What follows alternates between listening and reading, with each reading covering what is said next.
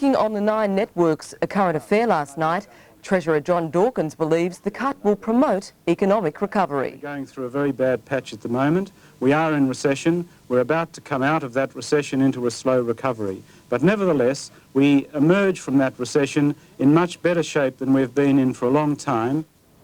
Mr Dawkins also took the opportunity to defend his $2,000 weekend flights from Canberra to Perth. To settle our home in Fremantle, particularly with an eye to the interests of the children.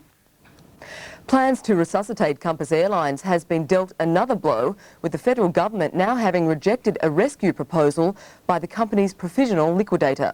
Under the plan, government bodies would join with creditors in waiving Compass's massive debt or converting it to shares. But last night, Minister for Aviation and Shipping Bob Collins said he would not allow the action, laying most of the blame for the collapse on the low airfares war. In Sydney's west, a 16-year-old youth has died after his car crashed into a house. Police say the car mounted the footpath and hit a tree before crashing into the Granville home at around 7:30 last night. It's believed the youth was unlicensed and speeding when the accident happened. 4 other passengers in the car escaped with only minor injuries. The saga of Gold Coast singer Fairly Arrow's staged disappearance continues to stun the nation. Yesterday, the story took on yet another bizarre twist, with claims that she was planning to stage a bank robbery only a month before her abduction hoax. Detectives have confirmed she asked her Wollongong bank manager whether it was possible to stage such a robbery on the Gold Coast. But Fairly Arrow claims it was simply to be just another publicity stunt. It's crazy. It's just so misconstrued.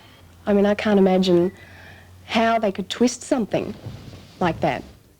Queensland Police are still intending to charge the singer over last month's fake abduction, which cost them $50,000 in work time.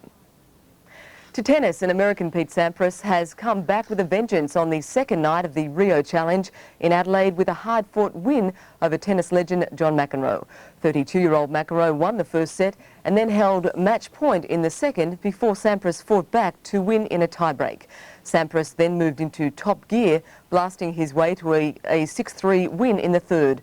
Later in the night, Yugoslavian Goran Ivanisevic overcame a sprained ankle to beat American Michael Chang.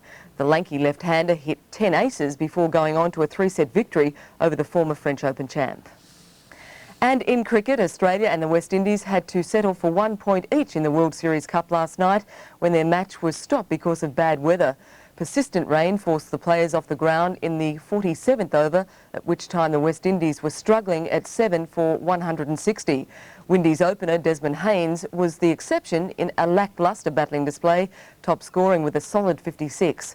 Australia remains at the top of the competition with 9 points, ahead of India on 5 and the West Indies well behind on 2 points.